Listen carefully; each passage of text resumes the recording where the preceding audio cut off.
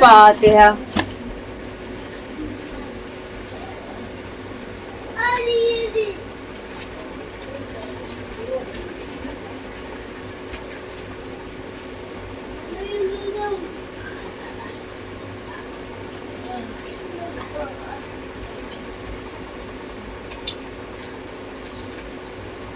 اعوذ باللہ من الشیطان الرجیم.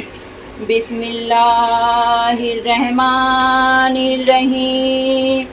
الحمد للہ رب العالمین والصلاة والسلام علی اشرف الانبیاء والمرسلین ونبینا وشفیعنا وعلی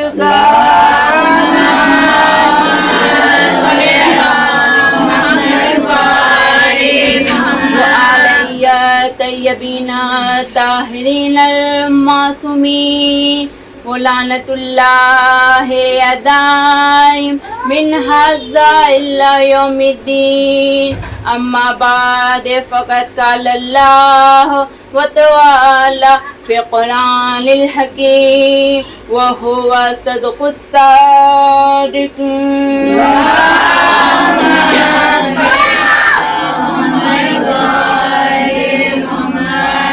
ہم پروردگار عالم کا لاکھ لاکھ شکر ادا کرتے ہیں کہ اس نے ہمیں اپنی رحمت کے اور نعمت کے غلاف میں لپیٹا ہوا ہے کہ جب ہماری ابتدا نہیں ہوئی تھی تب بھی وہ ہمیں نعمت عطا کر رہا تھا، اور جب ہم اس دنیا سے چلے جائیں گے تب بھی وہ ہمیں نعمت اور رحمت عطا کرے گا. وہ پروردگار عالم خود فرماتا ہے کہ میں اپنے ہر ایک مخلوق کے رزق کو مقرر کر رکھا ہوں. میں اپنے ہر ایک مخلوق، چاہے اس روح زمین پہ انسان ہو یا جانور ہو یا پرندے ہوں یا کیڑے یا مکوڑے ہوں، ہر ایک کے رزق کو میں نے مقرر کر رکھا ہے. ایک صلوات پڑھیں.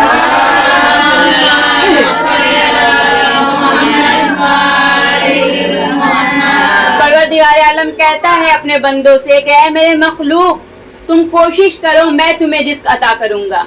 جناب موسیٰ سے پروردگار عالم مخاطب ہوتا ہے کہ جب جناب موسیٰ کی روح قبض کرنے کے لیے ملک الموت آتا ہے تو جناب موسیٰ ملک الموت سے کہتے ہیں کہ اے پروردگار عالم سے تو کہا کہ کچھ دیر کی مجھے مہلت مل جائے تاکہ میں اپنے اہل و عیال سے مل لوں. ایک مرتبہ پروردگار عالم کی وحی آتی ہے کہ موسیٰ تمہیں کچھ دیر کی مہلت دی جاتی ہے، جاؤ اپنے اہل و عیال سے مل لو. جناب موسیٰ اپنے گھر کے جانب چلے، جا کر ماں سے ملے، اپنے اہل و عیال سے ملے اور سب سے بتایا کہ میرے بس کچھ دیر کا میں مہمان ہوں، پھر میں چلا جاؤں گا. ایک بار جب جناب موسیٰ اپنے بچوں سے ملنے آئے ہیں، جب بچوں سے ملنے آئے ہیں تو پریشان ہو گئے، دل بے چین ہو گیا. کہتے کیا ہے پروردگار عالم، کیا مجھے اتنی مہلت نہیں مل سکتی کہ میرے بچے بڑے ہو جائیں، میں ان کی پرورش کر دوں، کیونکہ میرے بچے چھوٹے چھوٹے ہیں. پروردگار عالم کہتا ہے موسیٰ کیوں پریشان ہوتا ہے، ہر ایک مخلوق کے رزق کو میں نے اپنے ذمے لیے ہوا ہوں، تیرے اولاد کی بھی ذمہ داری میں لیتا ہوں. لیکن موسیٰ اگر تم مطمئن نہیں ہو تو جاؤ دریا کے کنارے جاؤ. جناب موسیٰ دریا کے کنارے آئے. پروردگار عالم کہتا ہے کہ اے موسیٰ دریا پہ عصا مارنا. جناب موسیٰ نے عصا مارا تو ایک مرتبہ دریا پھٹ گیا اور زمین آ گئی. پھر کہا پروردگار عالم نے موسیٰ دوبارہ عصا مارنا. جناب موسیٰ نے پھر عصا مارا اور پروردگار عالم کہتا ہے موسیٰ کیا دکھائی دیا. جناب موسیٰ کہتے ہیں کہ پروردگار عالم چٹان ہے. پروردگار عالم کہتا ہے موسیٰ غور سے دیکھو. جناب موسیٰ کہتے ہیں کہ پروردگار عالم چٹان کے نیچے ایک چھوٹا سا کیڑا ہے اور اس کے منہ میں پتے ہیں اور وہ اسے کھا رہا ہے. پروردگار عالم کہتا ہے کہ اے موسیٰ، جب اس زمین کے تہ میں رہنے والے کیڑے سے میں باخبر نہیں رہ سکتا تو تمہاری اولاد سے کیسے رہ سکتا ہوں.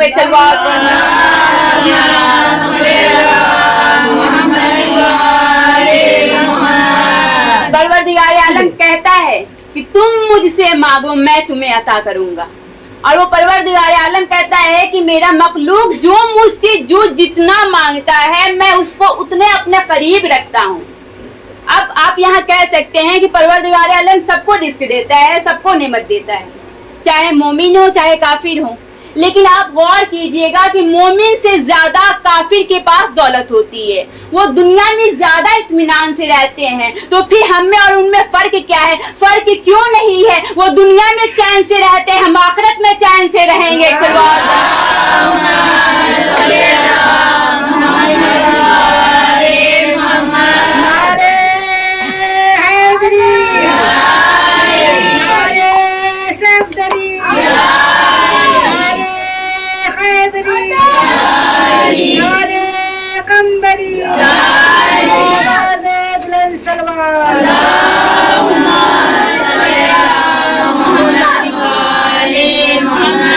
اور وہ پروردگار عالم ہمارے دل کے حال کو جانتا ہے, وہ زبان نہیں دیکھتا, دل کے حال کو دیکھتا ہے, کیونکہ وہ 70 ماؤں سے زیادہ محبت کرنے والا ہے. کہ ایک مرتبہ رسول خدا کے پاس ایک عرب کا بدو آتا ہے, آ کر کہتا کیا ہے کہ یا رسول خدا, مجھے پڑھنا لکھنا نہیں آتا, جاہل ہوں, لیکن مجھے کوئی ایک ایسی دعا بتا دیجئے کہ جسے میں پڑھ کر دعا خدا کی بارگاہ میں اپنی توبہ کروں اور تو میری توبہ کو پروردگار عالم قبول کر لے اور مجھے اپنے قریب کر لے. رسول خدا نے اسے ایک دعا بتا دیا جس کا ترجمہ یہ تھا کہ میں تمہارا رب ہوں اور تو میرا بندہ ہے. اب یہ گھر کو واپس آیا ہے اور یہ دعا کو الٹا پڑھنا شروع کر دیا کہ میں رب ہوں, تو میرا بندہ ہے. اب یہاں ایک مرتبہ رسول خدا کے پاس یہ خبر آتی, رسول خدا نے اسے بلایا اور کہا تو نے کیا پڑھا؟ وہ یہی کہتا ہے کہ میں رب ہوں, تو میرا بندہ ہے. رسول خدا کہتے ہیں کہ تو نے یہ کیا کر دیا؟ ایک مرتبہ وہ رونے لگا کہ میں نے ایک چھوٹی سی دعا پڑھی تھی, وہ بھی میں اس سے نہ ہو پایا. یا رسول خدا, خدا تو مجھ سے اور ناراض ہو گیا ہوگا. ایک مرتبہ جناب جبرائیل آتے ہیں, آ کر کہتے ہیں کہ اے رسول خدا, اس سے کہہ دیجئے کہ میں اس سے بالکل ناراض نہیں ہوا, کیونکہ یہ زبان سے تو غلطی کر رہا تھا پر دل سے غلطی نہیں کر رہا تھا.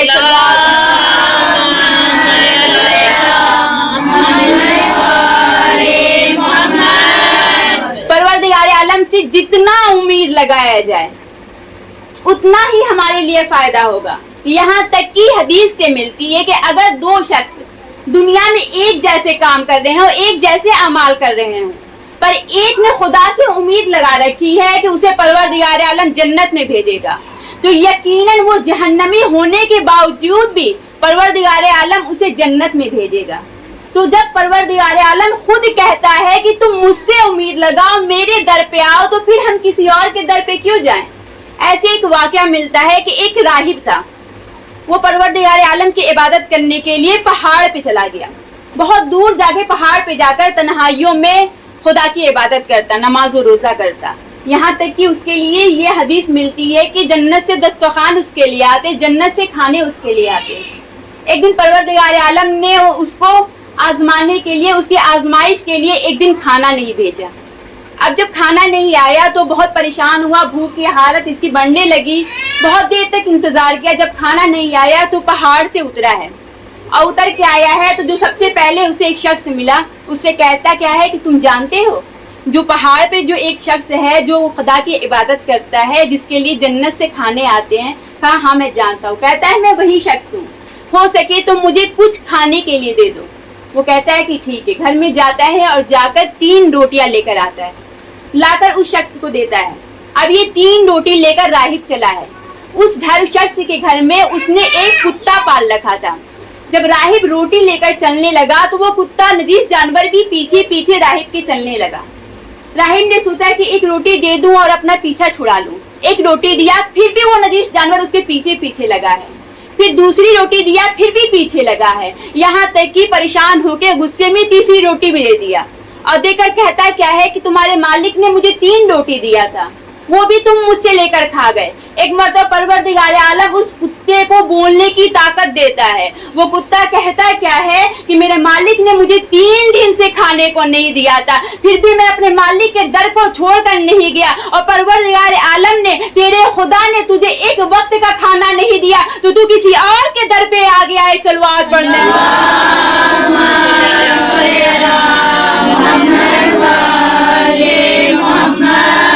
تو ہم کسی किसी और के दर पे क्यों जाए, हम तो इतने खुश नसीब हैं कि हमारे पास वसीला बनाने के लिए पंजतन 5 हैं, 12 इमाम हैं, 14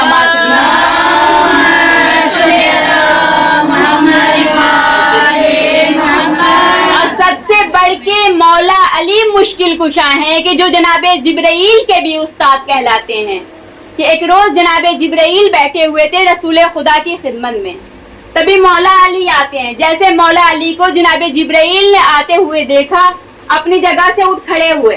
रसूल खुदा ने जिब्राइल से कहा, जिब्राइल इस जवान के लिए खड़े हो गए? कहते हैं जनाबे जिब्राइल, ये जवान मेरे उस्ताद हैं, इन्होंने मुझे इल्म दिया है। रसूल खुदा को तो मालूम था, पर हदीस हम तक पहुंचाने के लिए सवाल करते हैं कि तुम्हारे ये उस्ताद कैसे हुए?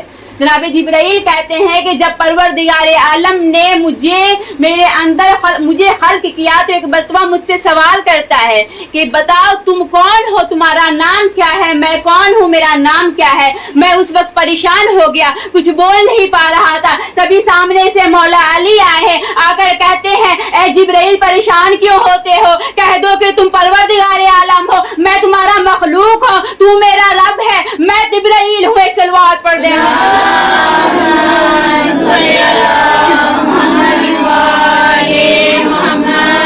और सबसे बढ़ के तो हमारे पास बाबुल हवाइज कि जिनके दर से कभी कोई खाली नहीं जाता।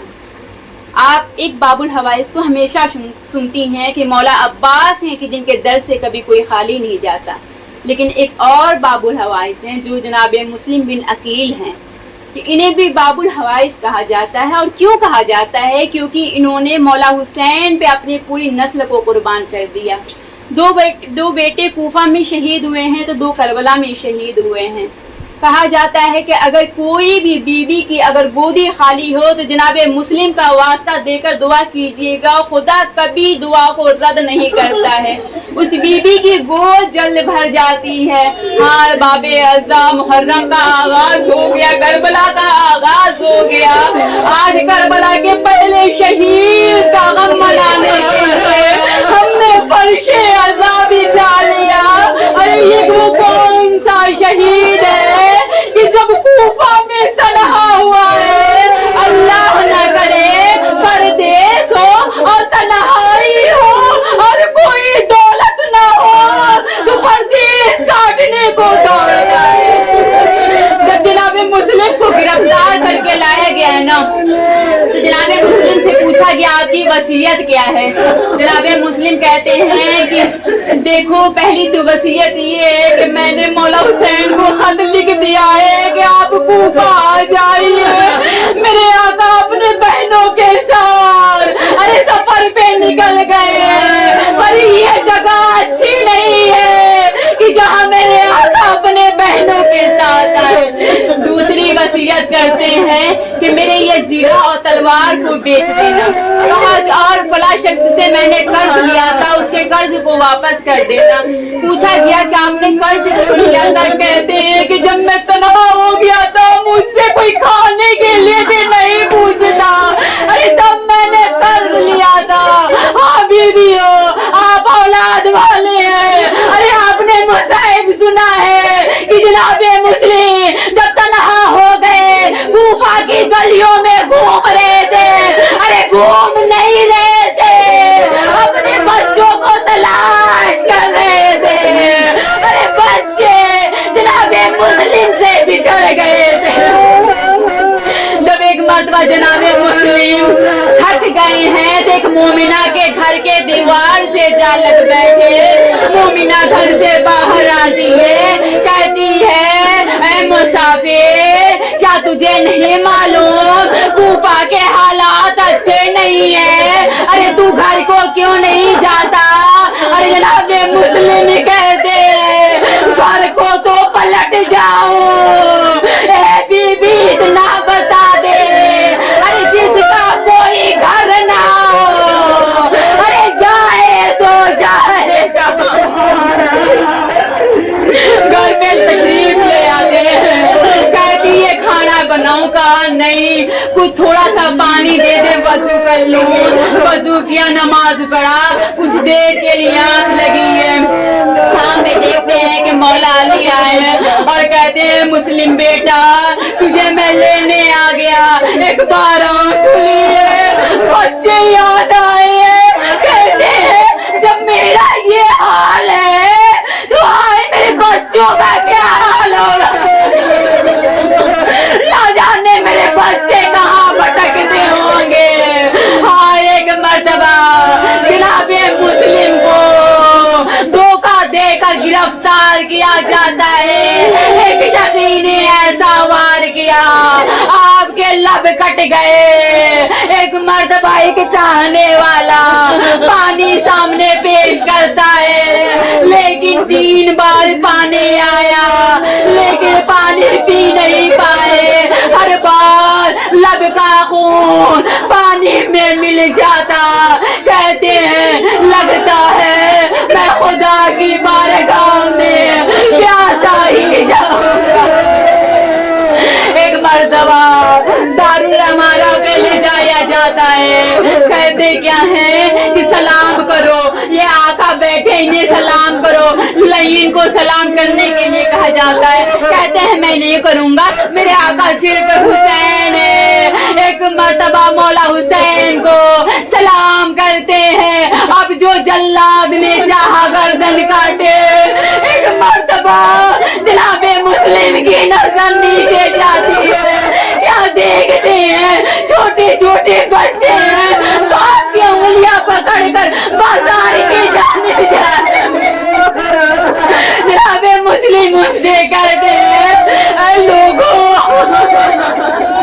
मेरे बच्चे कहीं गुम गए, अगर मेरे बच्चे मोहम्मद इब्राहिम तुम्हें कहीं नजर आए ना तो उन्हें ना कहना तुम्हारा बाबा मारा गया,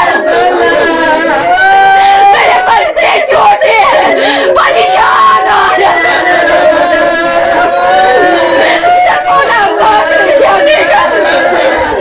मौला हुसैन की अरे ये अजीब कैफियत चेहरे पे, आगे कहते हैं आका क्या हुआ, भाई अब्बास 2 उंगलियों के दरमियान देखना, और जो मौला अब्बास ने देखा कहते हैं आका अरे बड़ा कोई मजलूम कैदी नजर आता है, लगता है कि उसका सर कटने वाला है, कहा गौर से देखो, कहा ये आका ये तो हमारा बढ़िया मुस्लिम है।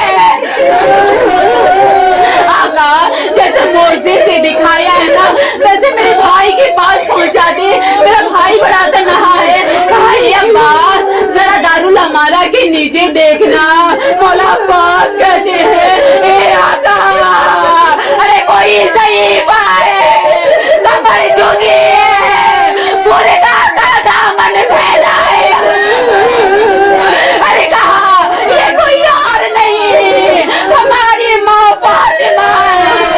एक मर्तबा जल्लाद ने जनाबे मुस्लिम के अरे सर को तन से जुदा गया, सर को दारुल अमारा से फेंका गया, आए पैरों में रस्सी बांध कर अरे कूफा की गलियों में गिराया गया।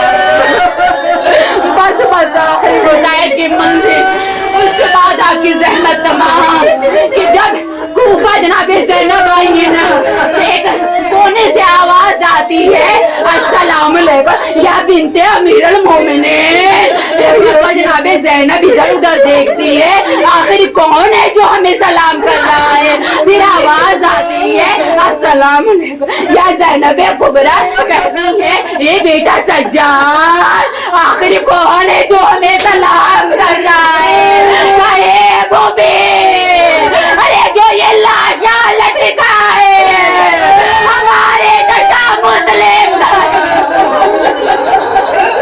जनाबे ज़ैनब कहती है सज्जाद मेरा ये भाई भी गरीब निकला, इसे भी कफन नसीब एक मर्तबा अरे ज़ौजे मुस्लिम आती है आकर कहती है अरे सर मेरे सरता मैं शिकवा नहीं करती, मेरे सर पे चादर नहीं है क्योंकि चादर तो बीबी ज़ैनब उम्मे कुलसूम के सर पे भी नहीं है, मेरे सर सरताज बस इतना बताइए, जब हम मदीने से चले थे, अरे मेरे बच्चे मोहम्मद और इब्राहिम मिसाल, अरे मुझे इतना बता दे मेरे बच्चे कहाँ हैं, आपके पास उनमें क्या होते